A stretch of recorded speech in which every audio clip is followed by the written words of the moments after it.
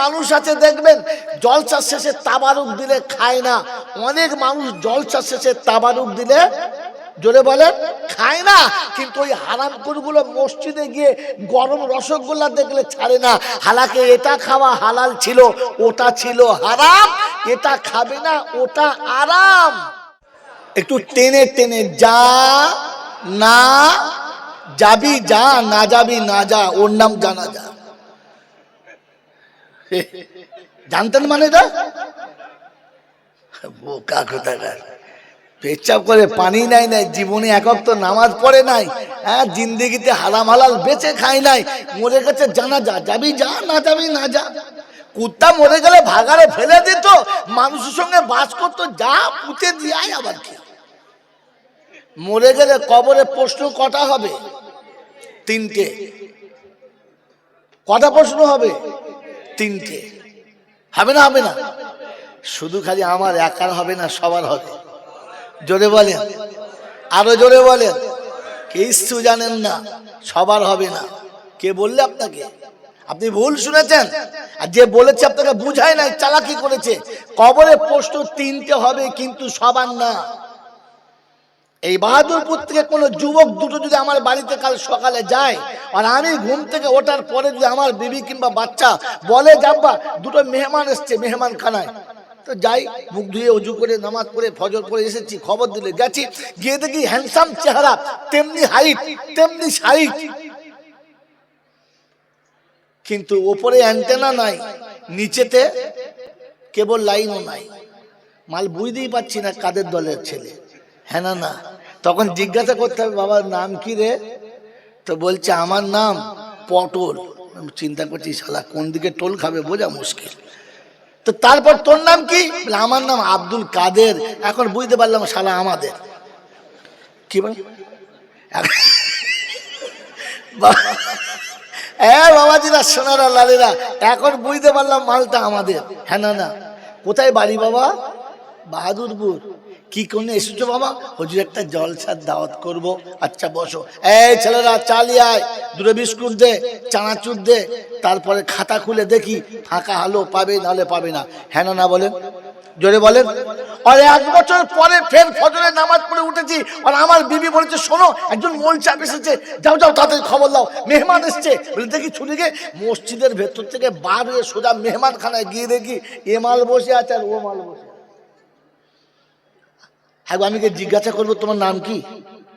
জিজ্ঞেস করবো, কি বলবো? আসসালামু আলাইকুম ওয়া রাহমাতুল্লাহি ওয়া বারাকাতুহু। কি ভাই কখন এসেছেন? ফোনটা করে আসেন নাই? একটু আগে বলতে পারতেন। হ্যাঁ না না। আওয়াজ কিরকম হবে? কড়া আওয়াজ হবে। এই ছেলেরা, তোর মাকে বল গাঢ় দুধের চা করতে, ব্রিটানিয়া বিস্কুট দিতে, কেক আছে আনবি, ডিম সিদ্ধ করতে বলবি। এই একটু ভালো ব্যবস্থা কর। চলছে। মহাশয় বলছে মাদ্রাসায় রাখুন, মাদ্রাসা পরে হবে। এই ব্ল্যাঙ্কেট বিছাও, এসি চালা।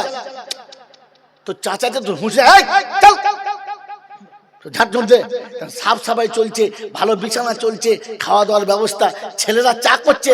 বিবির কাছে গিয়ে বললাম গাওয়া ঘি দিয়ে 4টে পরোটা করে বেশ নরম করে, বুঝতে পেরেছো, ডিমের মাপলাট করবে, 2টো মাখা দেবে, মিহিদানাও দেবে। বলছি কি ব্যাপার? পরে শুনবি কি ব্যাপার, কথা বলি না, যা বলি তাই কর। শালা চা খেতে খেতে নাস্তা, নাস্তা খেতে খেতে অর্ডার হয়ে গেল, এই 2টো দেশি মুরগি নিয়ে আসবি, তাড়াতাড়ি যা।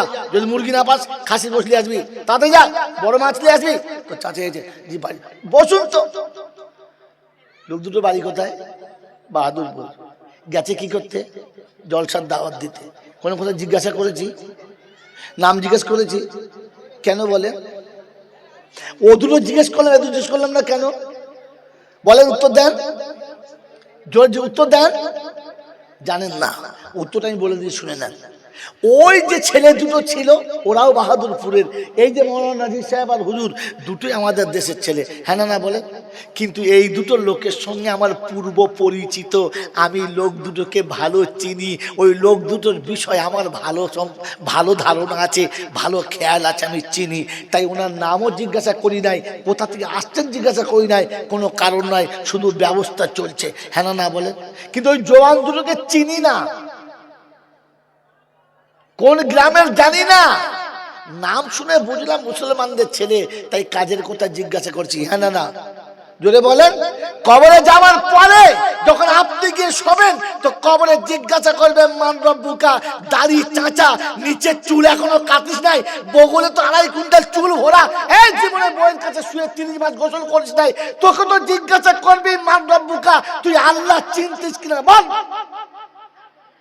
আল কবরু রাউজাতুম মিন রিয়াজিল জান্নাহ ওয়া হুফরাতুম মিন হুফারিন নার, ওকে তো তুলি ঠকবে বল।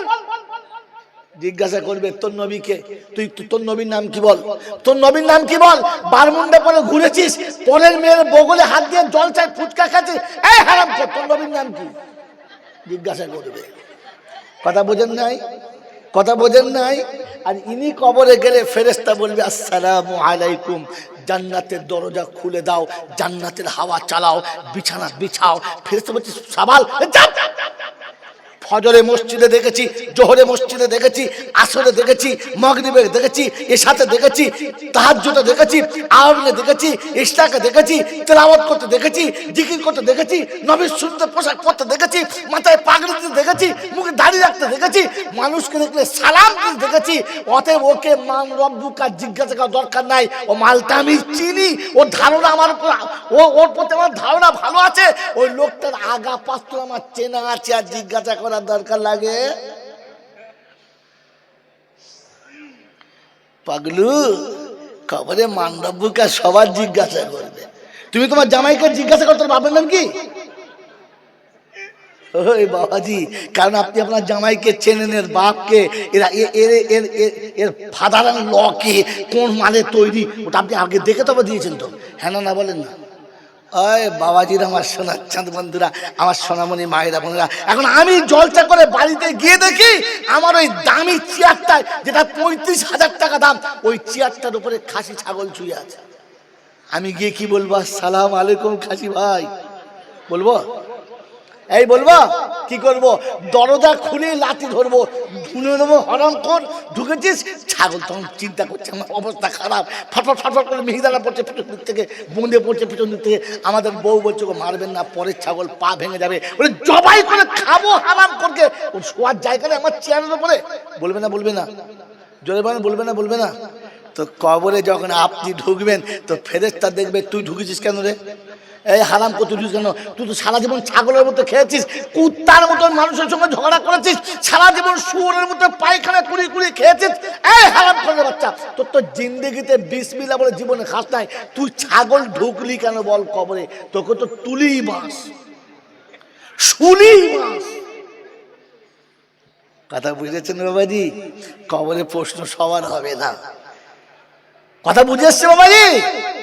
এবারে আপনাকে শুনিয়ে দিচ্ছি, শুনে নেন। আমার আল্লাহওয়ালা ভাইরা, তার ইচ্ছায় চললে পাস, আর তোমার ইচ্ছায় চললে বাস। জলসা এখানে রেখে দাও, এবারে ফর্দটা দেখে দাও। 17,952টা প্রশ্ন করেছে, এইগুলোর উত্তর দেবো না জলসা করব? জলসা কে বলে উত্তর দেন? কে বলছে উত্তর দেন? কে বললে উত্তর দেন না? বলুন, হাত তুলুন। মুখে বলতে পেরেছেন হাত তুলুন। 25,000 টাকা হাতে গুনে দেন। শালা পেচ্ছাপ করে ধোয়ার পানি পায় না, বলছে গোসল করব। কি বুঝলেন? এর প্রথম প্রশ্ন হলো সুদ কাকে বলে এবং সুদ খেলে কেন পাপ হবে ও কি কি শাস্তি সুদ খেলে এবং কি ধরনের পাপ হয়। তার মানে জলসা যখন এখানেই মাঠে মারা, যদি বলেন সুদ কি ধরনের পাপ উনি জানেন না। অনেক প্রশ্ন আছে, সব উত্তর দেবো না, কারণ দ্বিধা কিছু থাকবে না। এইটুকু খালি বলে দিচ্ছি, একটা বলে দিচ্ছি, বাকি বুঝে নেবে। কারণ পণ্ডিত বোঝে ইশারাতে, মূর্খ বোঝে কিলে, আর একেবারে জানমার বোঝে 2-4 চাবুক। আপনি কিসে বুঝবেন আমি জানি না। কথা বোঝেন নাই? এই জন্য ইশারা করে শুনিয়ে দিলাম সুদ কেন পাপ। হ্যাঁ না জোরে বলেন। আপনাকে এক কথা শুনিয়ে দিচ্ছি, শোনেন। সুদ আপনি টাকা দিয়েছেন, তার বিনিময়ে টাকা দিয়েছেন। তো ব্যবসা দিয়ে টাকা করলে তার বিনিময়ে টাকা আসে, ওটা যদি হালাল হয় সুদ কেন হারাম? বেচারা এইভাবে বলে নাই, কায়দা করে ঘুরিয়ে বলেছে, যেমন সারা মৌলবি না বোঝে কি কত বড় ব্যয়রাম বোঝে। কি বুঝলে? ওরে শোন বোকা, তোরা সারা জীবন লেখাপড়া শিখে কায়দা করিস, আর আমরা ন্যাংটো হয়ে কায়দা করে শুরু করেছি। কোথায় গেল মাল, কোথায় মারে। আরে আমি শোন, মেদিনীপুরের কলেজে বলেছিলাম বিশ্বের যত MA পাস আর BA পাস এখনো তালবেলেমের হাঁটুর নিচে যাস, উপরে উঠিস না, মৌলবি তো দাঁত কিনা। কথা বোঝেন না, বোঝেন না আমার বাবাজিরা? শুনে রেখে দেন, টাকা দিয়ে টাকা নেওয়া কেন সুদ? আপনার শখ, যৌবন প্রাপ্ত হয়েছেন, আপনার বাপ বড় শখ করে বিয়ে দিয়েছে আপনাকে, বিবাহের পরে আপনি শ্বশুর বাড়ি গিয়ে দেখেছেন শ্বশুরের আরও দুটো মেয়ে আছে, এর থেকে প্রায় দেখে বড় বড় মনে হচ্ছে, সাইজ ভালো, ডিজাইন ভালো। আপনি শ্বশুরের কাছে বুঝিয়ে বলুন, বাবাজি এ দুটো কবে পার করবেন? বলছে বাবা কেউ নিচ্ছে না, পার করতে পারছি না। বলে যখন নিচ্ছে না তো দুটো আমাকে দিয়ে দিন, একটা যখন দিয়েছেন ও দুটো দিয়ে দিন। চলবে না? জোরে বলে, কেন চলবে না? একটা তো দিয়েছে, ওটা কি করে চলছে? হ্যাঁ বলেন, বলে হবে না জি। এটা হলো কি করে? এটা হলো কি করে বলেন আমাকে, বলেন আপনি। এই মেয়েটা যখন আমি বিয়ে করে নিয়ে সংসার করতে পারছি, আর দুটো কেন পারবো না? আর কি কোমরে বল কম আছে নাকি? তিনটেকেই বাপ বলিয়ে দেবো? তো আপনি পারবেন না কেন? মৌলবীটাকে বিয়ে পড়াবো তো? মৌলবী রাখবো, এই হুজুরকে রাখবো, টাকা দিয়ে বিয়ে পড়াবো? হবে না, হবে না। যেমন একটা বোনকে বিবাহ করার পরে আর একটা বোনকে ওই রূপ আনতে পারে না, যেমন বোনের উপরে বোন আনতে পারেন পারেন না। আপনি সোজা করে টাকা দিয়ে নিচে থেকে টাকা বাড়তি নিতে পারেন না, আপনারটাই ফিরিয়ে নিতে পারেন, বাড়তি নেওয়া যাবে? জোরে বলেন। আরে এর থেকে কঠিন প্রশ্ন আমার সামনে ছিল, এটা সহজ। বললে হুজুর আপনি এসেছেন, আপনার জন্য খুব সুন্দর করে নাস্তা করেছি, আঙ্গুর, আপেল, কিশমিশ, বেদানা, মুনাক্কা, কি বল আপনার কাজু, আখরোট, বহু রকমের ফল দিয়েছে, মোটামুটি যত পেয়েছি খেয়েছি। ভাই আর খাবো না। খাওয়া দাওয়ার পরে দামি দামি খাবার খাওয়া হয়ে গেছে, এরপরে বোতল করে এক বোতল এনেছে, এনে বলছে হুজুরটা খান। বলে কি? বলে হুজুরটা বিদেশি শরাব। আস্তাগফিরুল্লাহ, চি চি চি চি চি চি চি। বলে কেন শরাব খাওয়া কেন হারাম? আমি বললাম হারাম। বলে কেন হারাম হবে? এটাও তো আঙ্গুরের রস দিয়ে তৈরি, খেজুরের রস দিয়ে তৈরি, বেদানার রস দিয়ে তৈরি।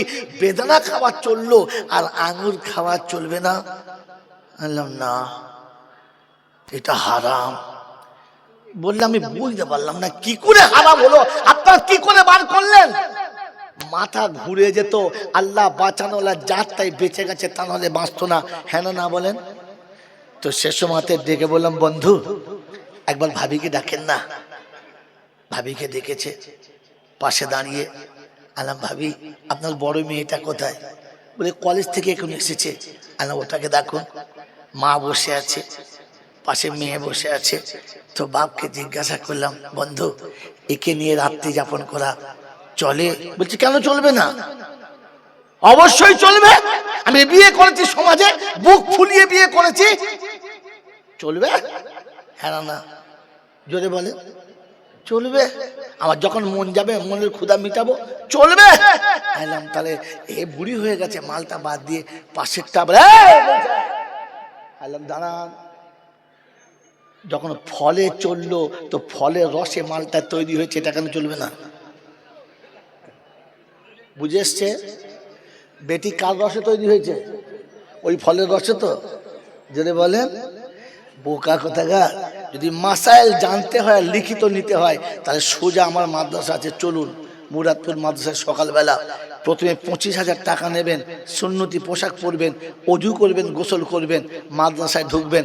আমার ফতোয়া বিভাগ আছে, আপনি বসবেন। এরকম মৌখিক নয়, আমার মুখের কথা কাল কম বেশি লোকে বলবে, ভুল হয়ে যাবে। আপনি যাবেন, এরকম কাগজে লিখে নিচে মাদ্রাসার স্ট্যাম্প মেরে দেবো, যেটা শরিয়াতে কেন হারাম।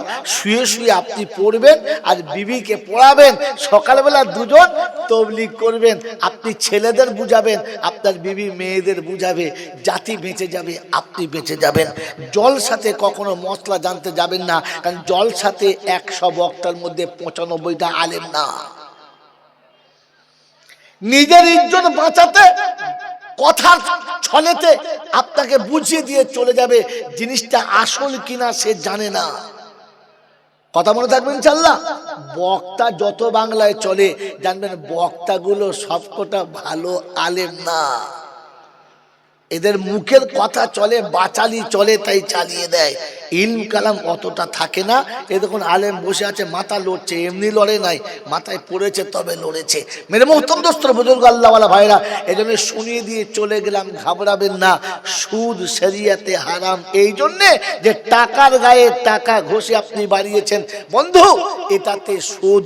তাবাদ্দুলে মালে, তাবাদ্দুলে মূল, তাবাদ্দুলে মিলকে তাবাদ্দুলে মাল হয়। আপনার জানা আছে না? না জানা আছে? জানা আছে? অনেক মানুষ আছে দেখবেন জলসা শেষে তাবারুক দিলে খায় না। অনেক মানুষ জলসা শেষে তাবারুক দিলে, জোরে বলেন, খায় না। কিন্তু ওই হারামখোরগুলো মসজিদে গিয়ে গরম রসগোল্লা দেখলে ছাড়ে না। হালাকে এটা খাওয়া হালাল ছিল, ওটা ছিল হারাম, এটা খাবে না, ওটা আরাম। মসজিদে গিয়ে যদি দেখে যে 10 টাকার সাইজের রসগোল্লা 200 পিস গামলাতে ভাসছে, ওর সুন্নত নামাজ তখন অটোমেটিক নষ্ট হবে। ফাতিহার পরে কি সূরা পড়েছে মাল ভুলে যাবে। আল্লাহু আকবার, আলহামদুলিল্লাহ রাব্বিল আলামিন। আর যদি গামলা সরে যায় তো বলবে নামাজ থাক, আমার দুটো আগে দিন। মিথ্যে কথা বললুম? হালাকে একবারও জিজ্ঞাসা করে নাই এই রসগোল্লার মালিক কে, এটা খাওয়া যাবে কি যাবে না, জিজ্ঞাসা করেছে?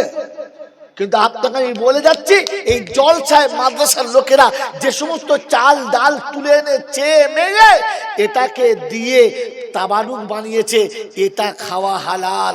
কোন হাজী সাহেব যদি বলে আমি খাবো না, বললে কেন? বললে ও তো বেনামাজির টাকা রয়েছে, সুদখোর মদখোরের টাকা রয়েছে। আমি হাজী সাহেব মানুষ, হারামে মুখ দেবো তো বুঝবেন ও হারামি, ও হারাম চেনে না। বন্ধু, এটা শরিয়াতে হালাল। বলে কি করে হলো?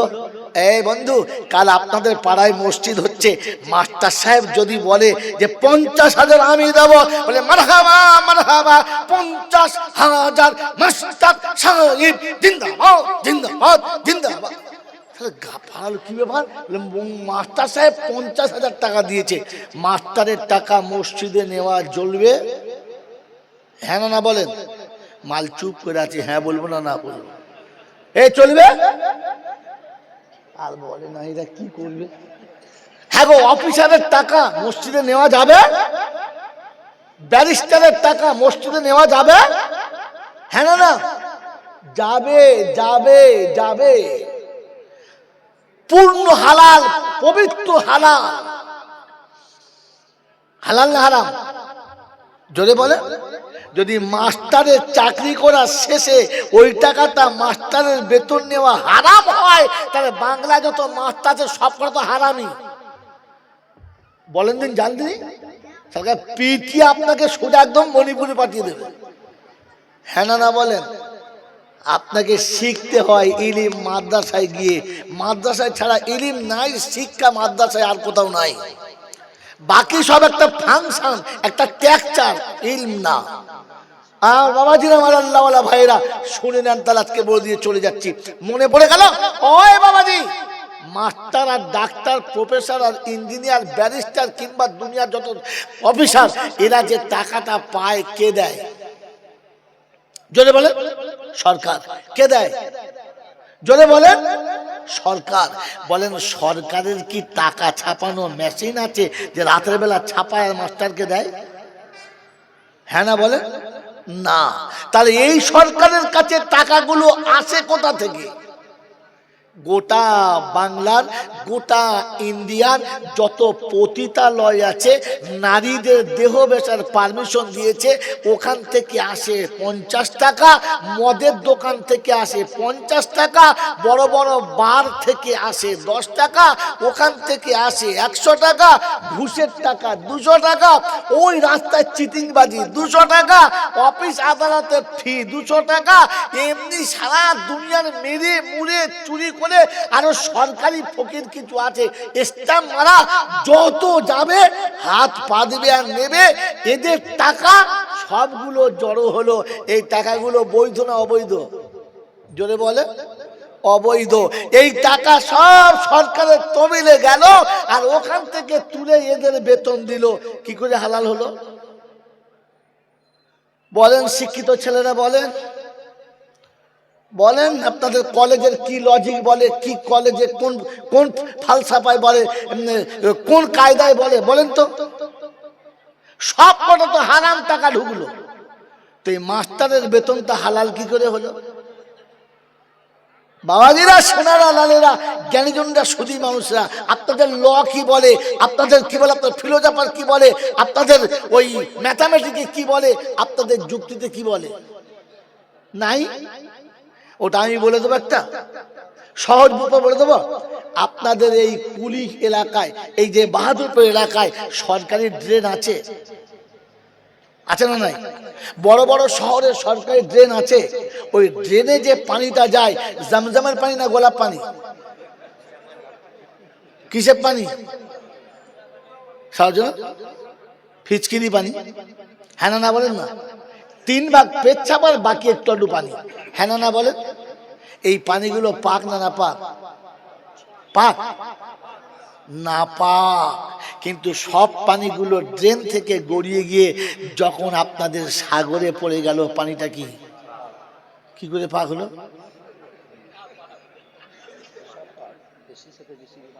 বাবাজিরা, সোনারা, লালেরা, জ্ঞানীজনেরা, সুধী মানুষেরা, গোটা ড্রেনের পানি না পাক, আর একসঙ্গে গিয়ে দরিয়ায় পড়লে মাল সব যদি বলে ফাঁক, মশলা ফাঁক।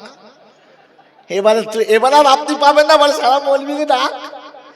এতদিন মৌলবী ডাকে নাই, ঠেলায় না পড়লে বিড়াল গাছে ওঠে না।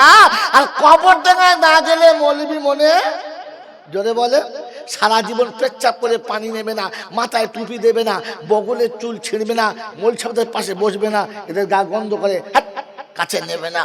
মরে গেছে, গোসল কে দেবে? বলে ইমাম সাহেবকে ডাক। ইমাম সাহেব বলছে বাইরে থাক, আমাদের গা গন্ধ, যাবো না। তাহলে গোসল দেবে কে? বলে মাস্টারকে ডাক। বলছে না বাবা, আমার ভয় লাগে, আমার দ্বারাই হবে না।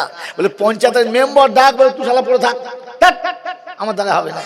তো পঞ্চায়েতের মেম্বার যাবে না, আর আপনাদের মাস্টাররা কেউ যাবে না।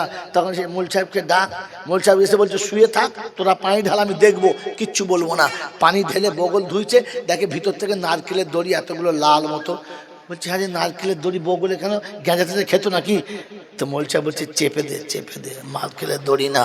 বলে কি? বলে কি বুঝলাম, বুঝে নাই।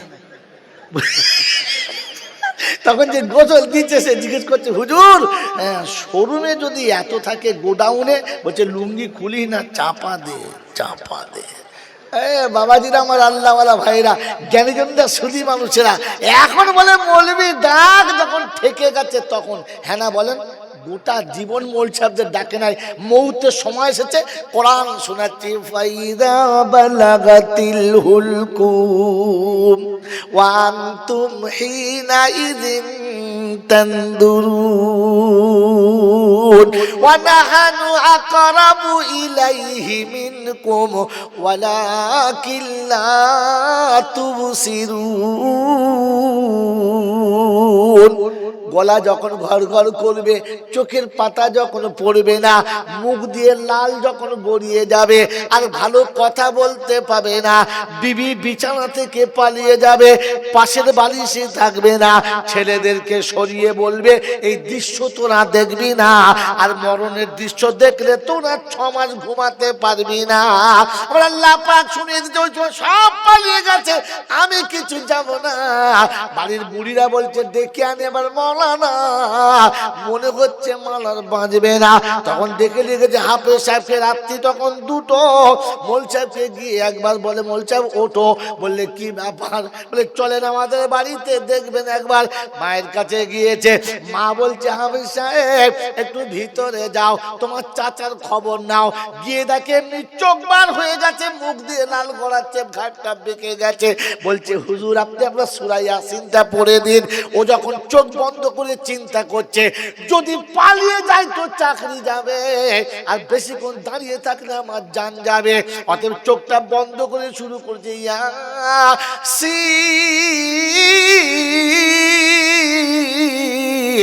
আজরাইল কানের কাছে বলছে, হাফেজ সাহেব এটা চলছে শেষ সিন, ইয়াসিন এবারে গুটিয়ে নি। গোটা জীবনের সিন দেয় নাই, মরণের সময় ইয়াসিন দিয়েছে। আজরাইল বলছে, হাফেজ সাহেব শেষ সিন চলছে, আর হবে না। কি ফিল্ম শেষ। বাবাজিরা, সোনারা, লালেরা, জ্ঞানীজনেরা, সুধী মানুষেরা, এই জন্য সরিয়ে দিচ্ছি।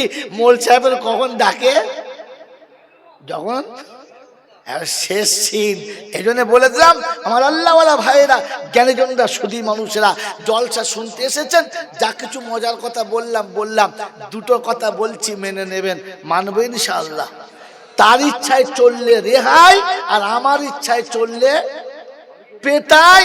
বাঁচাবার এখানে কেউ নাই। অনুরোধ আপনাদের কাছে, বড় ভাই, জীবনে যা শুনবেন, যা করবেন সব ঠিক আছে, বিবিকে দুটো কথা কোনোদিন বলবেন না, তাহলে রান্না করা ভাত থেকে পালাতে হবে, নসিবে জুটবে। কটা কথা? এক নম্বর, কত টাকা আছে আপনার কাছে মাল করি, বিবিকে শোনাবেন না। এমন ফর্দ করে দেবে, ভিক পর্যন্ত করেও সামালতে পারবেন না। কথা বুঝেছেন? আর দুই নম্বর হলো, বিবির সামনে কোনো মেয়ের প্রশংসা করবেন না। তাহলে জানতে হবে যে আপনার কপালে ইনশাআল্লাহ ধুলো জুটেছে, ভাত আর জুটবে না।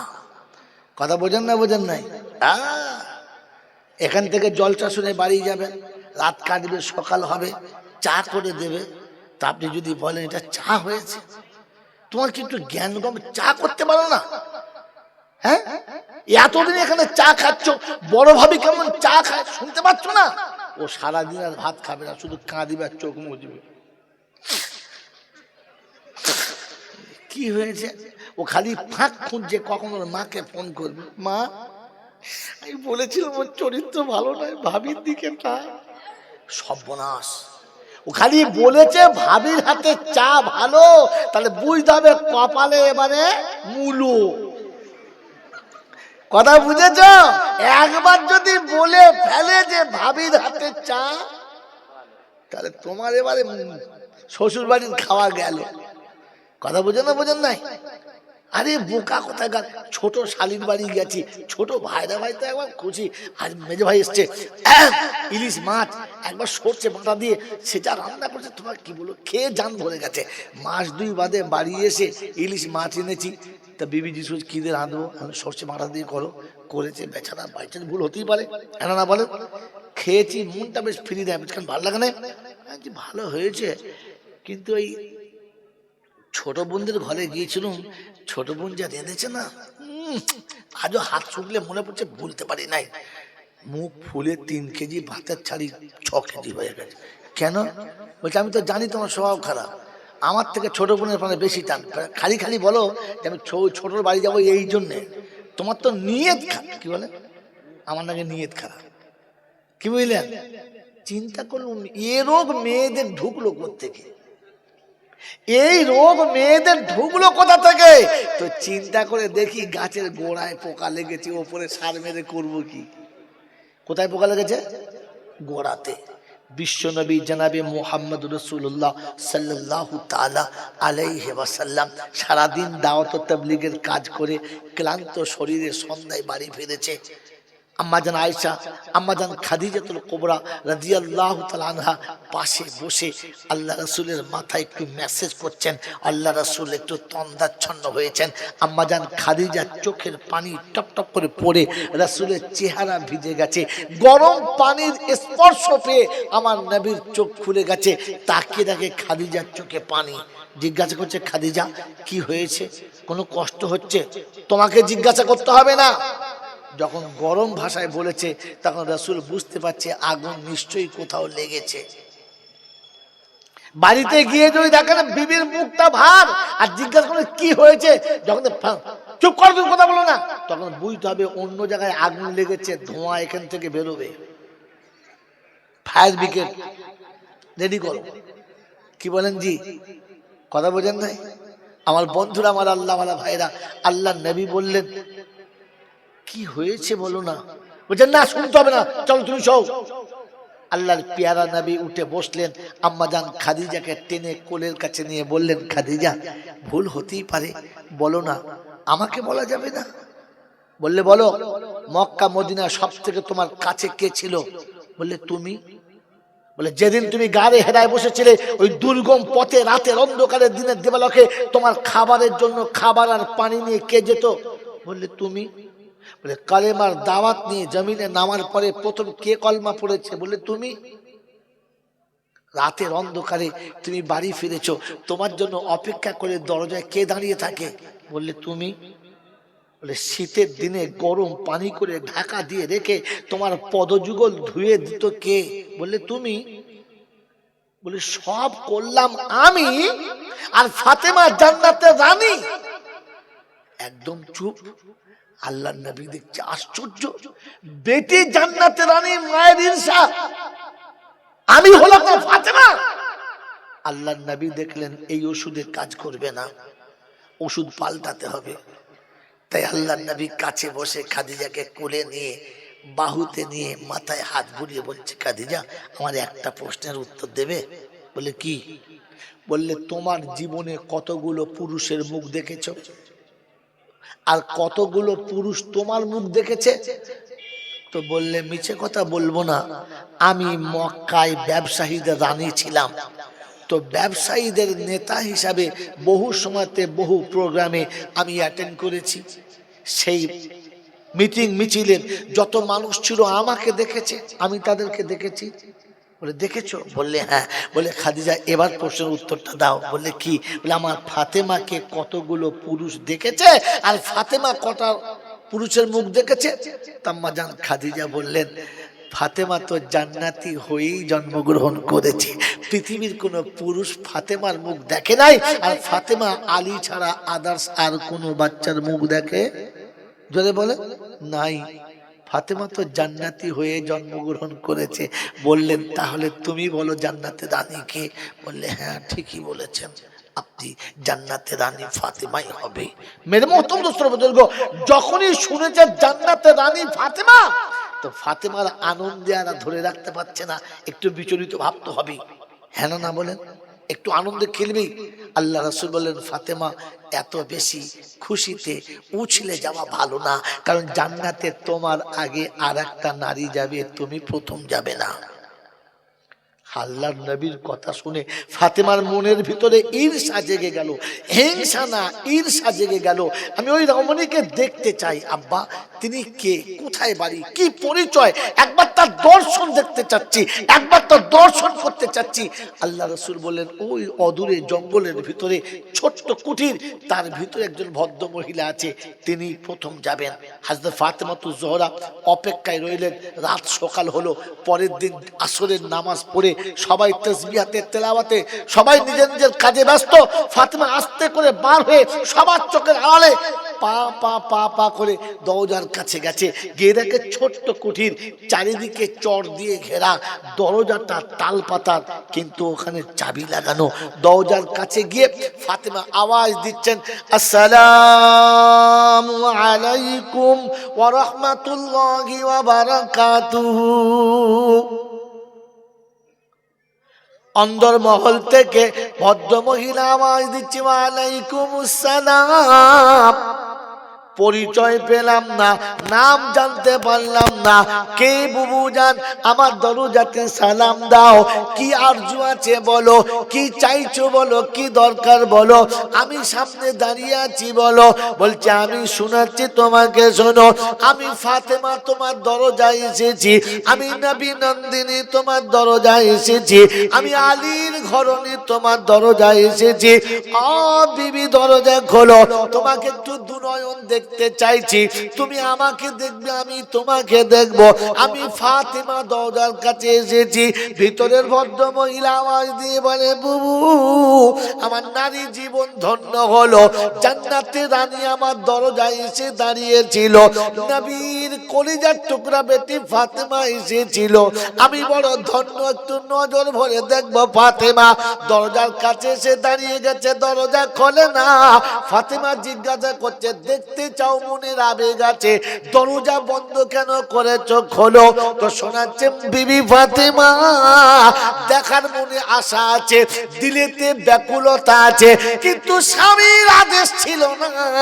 স্বামীর আদেশ না থাকার কারণে আমি দরজাটা খুলতে পারলাম না। স্বামীর আদেশ নাই তাই দরজা খোলে নাই। আমাদের দেশের মায়েদের স্বামীর আদেশ লাগে? জোরে বলে, লাগে? লাগে। দরজা লাগায় না তো আদেশ লাগবে কি? দরজা লাগায় না, হাউসফুল খোলা, বিকেলবেলা রাস্তার পাশে বসে পিঠ খুলে চুল করছে, পাড়ার লোকে দেখে পিঠের হাইট কতটা। ছি ছি ছি, কথা বোঝেন না? বোঝেন নাই? ফাতেমা এসেছে, দরজা খোলে নাই।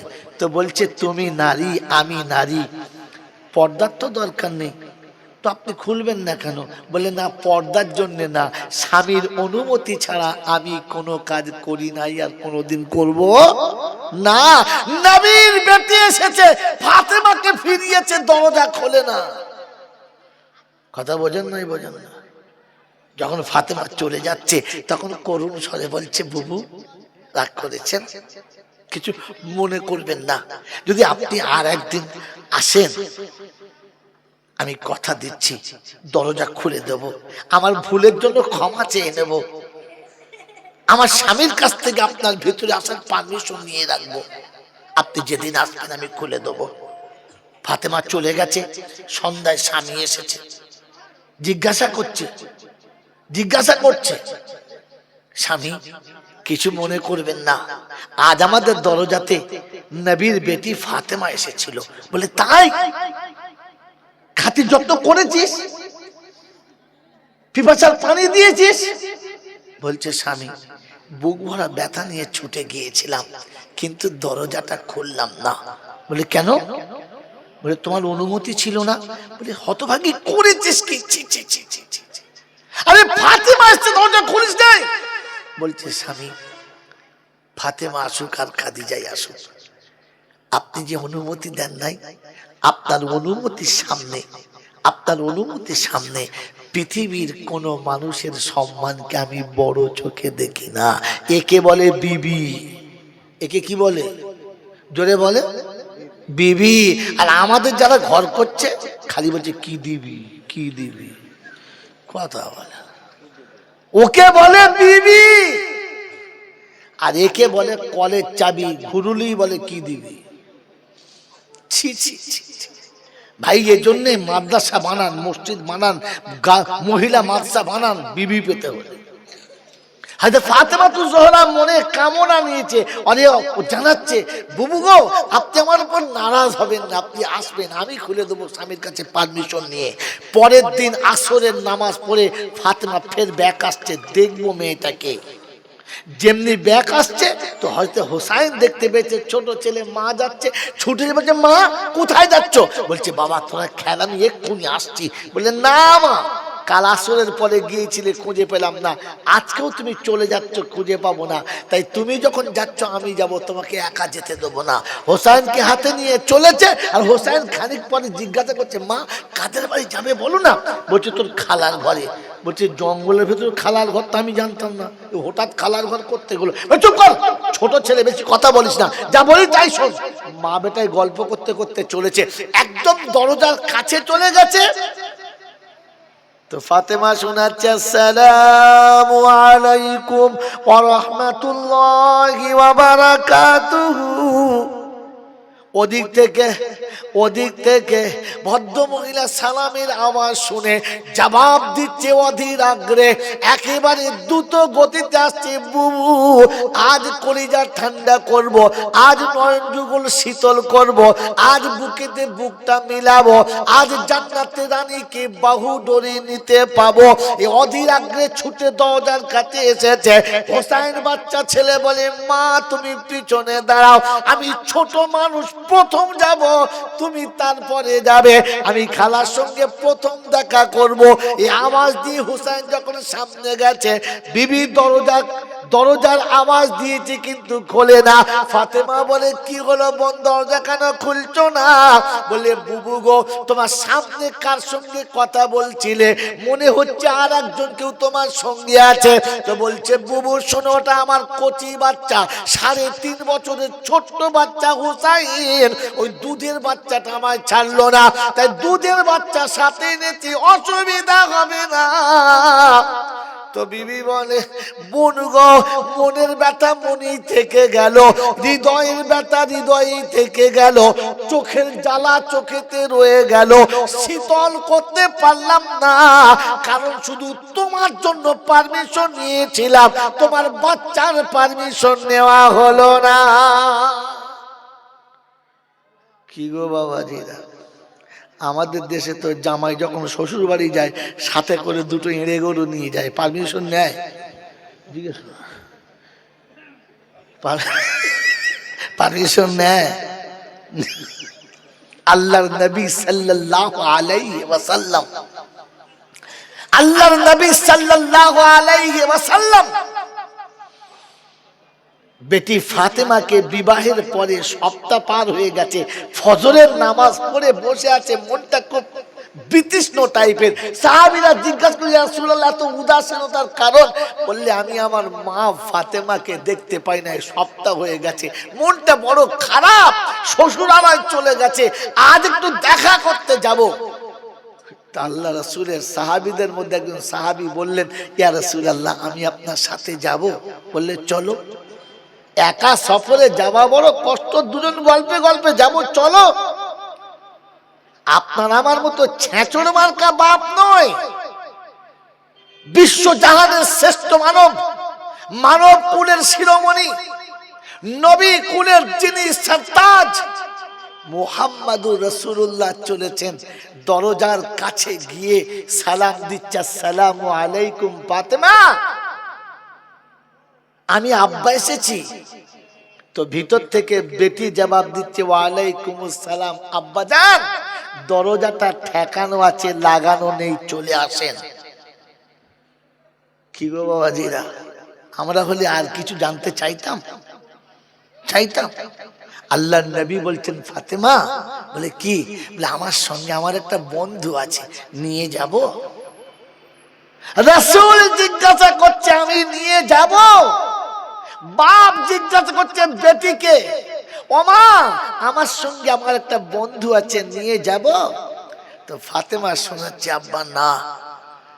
আল্লাহ রাসূল বন্ধুর প্রশংসা করছে আর বলছে, ফাতেমা রে, আমি হেনি তেনি কাউকে নিয়ে আসি নাই, আমি আগড়া বগড়া আগাছা গুগাছা নিয়ে আসি নাই। ও ফাতেমা, আমি ইমরান বিন মাজউমকে এনেছি, যাকে জিবরাইল সালাম দেয়, জিবরাইল সালাম দেয়। নবীর বেটি ফাতেমা বললেন, না, আনবেন না, তারিখ অনেক লম্বা, ওদিকে যাব না, আমার এই পর্যন্ত দরকার, তাই এখানে ছেড়ে দিচ্ছি। রাসূল সাথে করে ওই রকম সাহাবী নিয়ে গেছে, অনুমতি চাইছে, বেটি রে আমার সাথে একজন এসেছে, আনবো?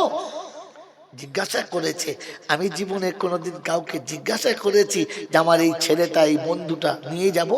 বিয়ে বাড়ির দাওয়াত তোমাকে দিয়েছে, সাথে 2টো করে হনুমান নিয়ে চলে গেছে, এ 2টো আমার ছাড়া থাকে না, আমার বুকে ছাড়া মতে না। তুই মানো না জানোয়ার, দাওয়াত তো তোকে দিয়েছে, তোর পোতাকে তো দেয় নাই, তোর নাতিকে তো দেয় নাই। কি জি, হ্যাঁ, মেয়ের বাপ বিয়েতে দাওয়াত দিয়েছে, ভাই আপনার দাওয়াত রইল, যাবেন। ও যাওয়ার সময় 2টো গেছো ইঁদুর হাতে করলে চলে। এ 2টো কি বলবো ভাই, এরা দুজনা আমার মুখে ছাড়া পট্টি করে না। কি জি, কুত্তা কোথাকার। বিয়ের সময়তে মেয়ের বাপকে বলছে গোটা গ্রাম আমার আত্মীয়, কাকে বাদ দেবো বলো দিনি? বরযাত্রী 200 নাও, কি করবো, আমার সব গোটা গা আত্মীয়। হ্যাঁ না বলেন? তাই হলো, মেয়ের বাপ ভিক করে এনে চেয়ে মেঙে গিলিয়ে দিলে, আর এই হারাম কটা খেয়ে চলে এলো। 3 মাস বাদে ছেলের বাপের ডায়রিয়া, হেগে গোটা বিছানা ভর্তি করেছে, হসপিটালে ভর্তি করেছে, হসপিটালে রুগী পালাচ্ছে ওর গন্ধে। তাই বিয়াই গিয়ে বলছে, হ্যাঁ বিয়াই তুমি এখানে পড়ে আছো, কাল থেকে কেউ আসে নাই? বললেন না ভাই। বলে তোমাদের গোটা গ্রামের লোক আত্মীয় কই? বলছে শালারা খাবার আত্মীয়, দেবার নয়। ছোট লোক বিয়ের সময়তে পরের ভাতটাই গোটা গ্রাম আত্মীয়। হ্যাঁ না বলো না, কথা বলে না। এর পরে আবার জলসায় বসে ফেরেস্তা সেজে মাথায় টুপি দিয়ে দৌড় চলে সল্লু। ফেরেস্তা বলছে ছিলে দেবো একদম, কুরবানির চামড়া যেরকম গরু তো সল্লু দিয়ে ছিলে দেবো। এই জন্য মেরে মোহতম দোস্তর বুজুর্গ, হাদিস ও কোরআন শুনে নিজের জিন্দগি পাল্টান। ফাতেমা ফিরিয়ে দিচ্ছে সাথে কি আল্লাহর নবী জিজ্ঞাসা করছে নিয়ে যাব কিনা, তো ফাতেমা মনটা ছোট হয়ে গেছে। হোসেন মায়ের হাত ধরে বলছে চলেন ফিরে চলেন, ও আপনাকে চেনে না। চিল্লে দরজা খুলে দিত, ওর নসিবে নাই, ওর তকদির খারাপ, ওর বদনসিব যে আপনাকে পেয়ে দরজা খুললো না। মায়ের হাত ধরে টেনে নিয়ে চলে আসছে। তেজি ছেলে বাচ্চা হলেও তেজি আছে, হোসাইন টেনে নিয়ে চলে আসছে। রাস্তায় আল্লাহর নবীর সঙ্গে দেখা। জিজ্ঞাসা করছে ফাতেমা কোথায় গিয়েছিলে? বললে আব্বা আপনি বলেছিলেন ওই রমণীটা আমার আগে জান্নাতে যাবে, তাই দর্শন করতে গিয়েছিলাম, দেখা হলো? বললেন না। বললে কেন, কেন দেখা হলো না? তো হোসাইন বলছে ওই ভদ্র মহিলা বলে আমি আছি বলে নাকি দরজা খুলবে না। না না, ও আমার মাকে চেনে না। আমার মাকে যদি চিনতো, আমার মাকে যদি জানতো, তাহলে ও দরজা খুলে দিতে বাধ্য হতো। ও চেনে নাই বলে খোলে নাই। আল্লাহ নবী বলে ফেলেছেন যে হ্যাঁ ঠিকই তো করেছে, ও তো ঠিকই করেছে, ওর স্বামীর পারমিশন নাই, ও তো ঠিকই করেছে। হোসাইন বলে ফেলেছে আপনি আমার মাকে চেনেন? চেনেন আপনি আমার মাকে? আপনি আমার মাকে চেনেন না। বিশ্বনবীর চেহারাটা একেবারে নিচু হয়ে গেছে, চোখের কোণে পানি এসে গেছে। হযরত ফাতেমাতুজ জোহরা বিশ্বনবীর হাত দুখানা ধরে করুণ স্বরে শোনাচ্ছেন আব্বাজান আমার দুধের বাচ্চা একটা কথা বলে ফেলেছে, তাই আপনি এমন করে কাঁদছেন, আপনি মন ভেঙে ফেলেছেন। আল্লাহর নবী শোনাচ্ছে ফাতেমা রে, তোর বাচ্চা বলেছে বলে আমি মন খারাপ করি নাই, আমার পিছনে তারিখ মনে পড়েছে তাই। বলে আব্বা কোন তারিখটা? বললে শোন, যেদিন ওহুদের মাঠে আমার দান্দান মোবারক শহীদ হয়েছে, মাথায় তীরের কড়া ঢুকে গেছে, আমি ওহুদের পাহাড়ের পাদদেশে বেহুশ হয়ে পড়ে গেছি। আমার সাহাবারা এতিম বাচ্চার মতো চিল্লেছে, খুঁজে বেরিয়েছে।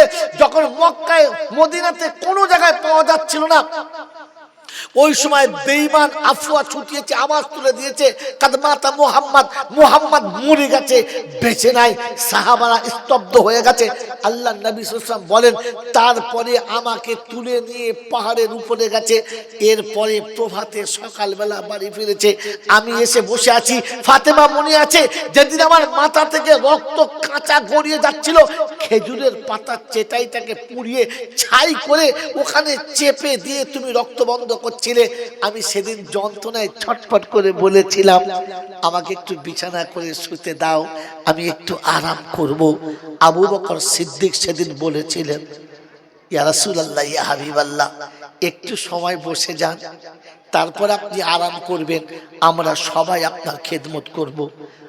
আমি রাসূল বলেছিলাম আবু বকর আমি একটু শুলে আরাম পাবো, এটা তুমি চাও না?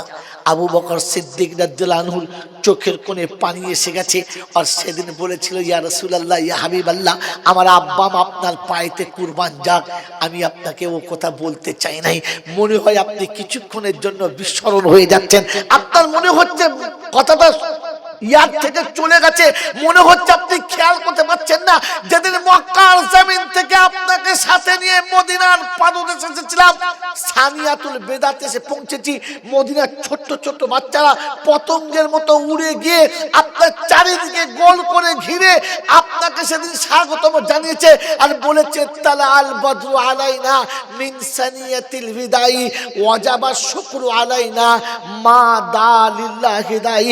যেদিন আপনাকে এমনি করে স্বাগতম জানাচ্ছিল, আপনি উটের পিঠে থেকে নিচে নেমে মদিনার বাচ্চাদের মাথার উপরে হাত থেকে বলেছিলেন, ও মদিনার বাচ্চারা, আমি আমার শৈশবের জায়গা ছেড়েছি, আমি আমার বাল্য জীবনের জায়গা ছেড়েছি, মাতৃভূমিকে ছেড়েছি, মায়ের কোল ছেড়েছি, আমি আমার যৌবনের খেলার সাথে ছেড়েছি, আর সব ছেড়ে মক্কা থেকে মদিনায় আসতে বাধ্য হয়ে গেছি। ও মদিনার কচি কচি বাচ্চারা, তোমরা কোনোদিন আমাকে মদিনা থেকে তাড়িয়ে দেবে না তো? সেদিন মদিনার ছোট্ট ছোট্ট বাচ্চারা আপনার হাতে হাত রেখে শপথ করে বলেছিলেন, ইয়া রাসূলুল্লাহ, ইয়া হাবিবাল্লাহ, হাসতে হাসতে প্রাণ দিতে পারি, তবু আপনাকে মদিনা থেকে কোনো দিন যেতে দেব না, মদিনা থেকে কোনো দিন যেতে দেব না। ও আল্লাহর হাবিব, কাল যখন তারা শুনেছে আপনি পৃথিবী ছেড়ে চলে গেছেন, আল্লাহর নবী গো, দুধের বাচ্চা মায়ের কোলে একবার দুধ টেনেছে, দ্বিতীয়বার আর মুখ দেয় নাই। যে মাসুম বাচ্চাগুলো খেলতে মায়ের কোলে থেকে নেমে চলে গেছে, ওই খেলার জায়গাতে রাত কাটিয়ে দিয়েছে, বাড়িতে ফেরে নাই। যারা জঙ্গলের ভিতরে বসেছিল ওকে নিয়েই রাত কাটিয়েছে, বাড়িতে ফেরে নাই। ওরা রাত ভোর খেলার জায়গাতে বসে বাপকে বলেছে, হয় তোমার নবীকে আমাদের কাছে ফিরিয়ে দাও, আর তা নাহলে এখান থেকেই আমাদেরকে তুলে নাও, আমরা আর মায়ের কোলে কখনো ফিরে যেতে চাই না। ইয়া রাসূলুল্লাহ, ইয়া হাবিবাল্লাহ, যখন তারা ওই জায়গা থেকে শুনেছে আপনি মদিনায় ফিরে এসেছেন, ওরা পতঙ্গের মতো ছুটে আসছে এক নজর দেখতে। আপনি বসুন, ওরা এসে আপনাকে এক নজর দেখে চলে যাবে, আপনি আরাম করবেন, আমরা সেবা করব। আল্লাহর নবী বসে আছেন, বাচ্চারা সামনে ঘিরে গেছে, অশ্রুসিক্ত নয়নেতে আমার রাসূলের দিদার করে বাচ্চা মায়ের কোলে ফিরে চলেছে। আল্লাহর নবীর সাথীরা সবাই একসঙ্গে বললেন, রাসূলকে পরিষ্কার করে দেয়া হোক, গোটা শরীর রক্তাক্ত।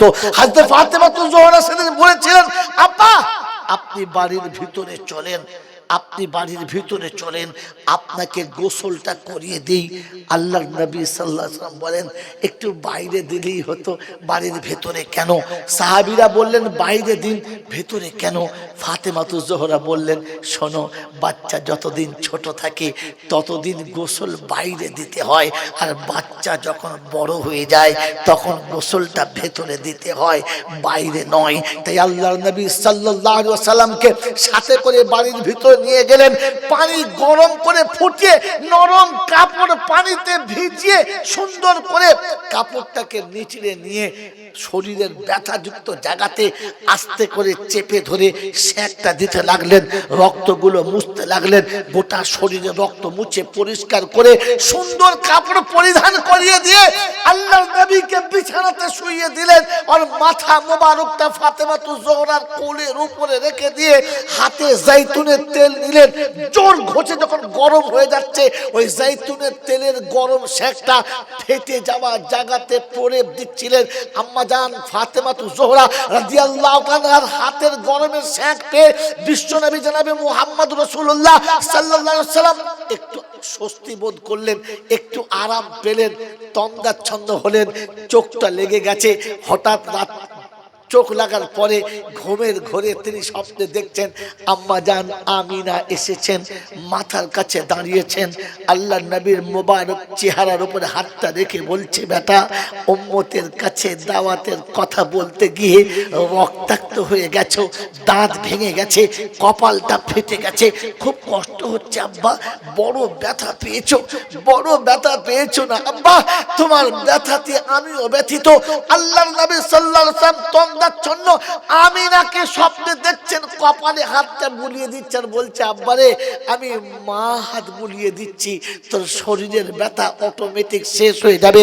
আল্লাহ নবীর কপালের উপরে মা হাতটা বুলিয়েছে। আল্লাহ নবী ঘুমের ঘোরে বলে বলেছেন, মা, বলেই হাতটা ধরেছে, তাকিয়ে দেখে ফাতেমা জোহরা, হাতটা ফাতেমার ফাতেমা তো জোহরা জিজ্ঞাসা করছে, আব্বা তোমার মা তো কবে চলে গেছে, কতদিন হলো দুনিয়া ছেড়ে চলে গেছে, এত চিৎকার মেরে মা বলে উঠলে, কই তোমার মা, কোথায় তোমার মা, কাকে দেখে তুমি মা বললে, তোমার মা তো কত আগে পৃথিবী ছেড়ে চলে গেছে। রাসূলে পাকের দুই চোখের কোণ দিয়ে পানি টপ টপ টপ টপ করে ঝরছে আর শোনাচ্ছে, ফাতেমা রে, হাতটা তোর ছিল, স্বপ্নে ওটা আমার মায়ের ছিল, আমি মা বলে আমার মায়ের হাতটা ধরেছিলাম, চোখ খুলে দেখি তোর হাতটা আমার হাতের মধ্যে পেলাম।